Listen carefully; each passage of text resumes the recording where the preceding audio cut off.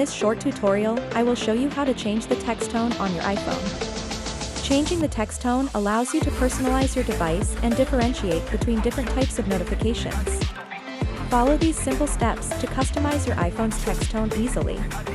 To get started, open up the Settings app on your iPhone, scroll down a bit, and tap Sounds and Haptics. After that, tap Text Tone.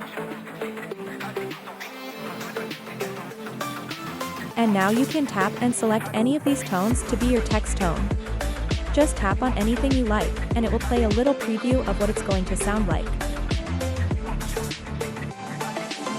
Once you've chosen your text tone, go back.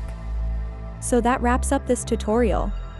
If you have any questions about this whole process, please let me know in the comments section below.